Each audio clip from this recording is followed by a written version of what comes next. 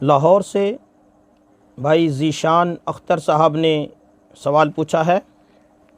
لکھتے ہیں مفتی صاحب، میں آپ سے یہ پوچھنا چاہتا ہوں کہ آج کل نعت کو میوزک کے ساتھ پڑھنے کا رجحان عام ہوتا جا رہا ہے، تو کیا اس طرح نعت کو میوزک کے ساتھ پڑھنے کی شرعاً اجازت ہے یا نہیں؟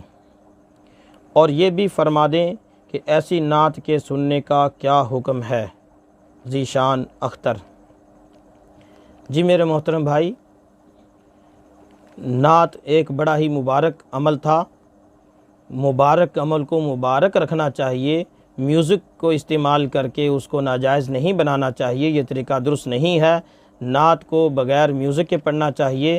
جو نعتیں میوزک کے ساتھ پڑھی جاتی ہیں ان کا پڑھنا جائز نہیں ہے، ان کا پڑھنا حرام ہے اور ان کا سننا بھی حرام ہے، لہٰذا میوزک کے ساتھ نعت پڑھنے کی اجازت نہیں ہے۔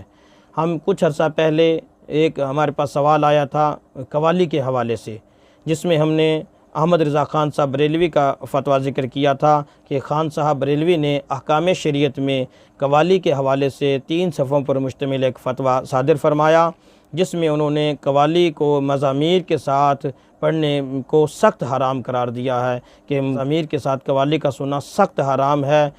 پڑھنے والے بھی گناہ گار، سننے والے بھی گناہ گار، بلانے والے بھی گناہ گار، محفل منعقد کرنے والے بھی گناہ گار۔ تو وہی فتویٰ یہاں بھی لگتا ہے کہ مزامیر کے ساتھ نعت پڑھنے والے گناہ گار، سننے والے بھی گناہ گار، اور جو ایسی محفل منعقد کرتے ہیں وہ بھی گناہ گار۔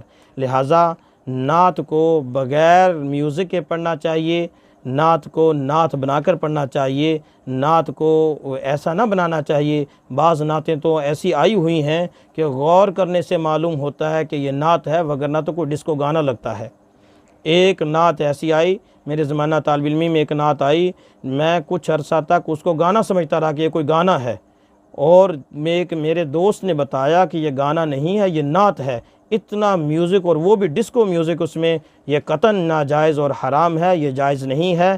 ایسی نعتوں سے بچنا چاہیے، ایسی نعتوں سے اجتناب کرنا چاہیے۔ میرے محترم بھائی، شیطان بڑے ہیلے بہانوں سے گمراہ کرتا ہے۔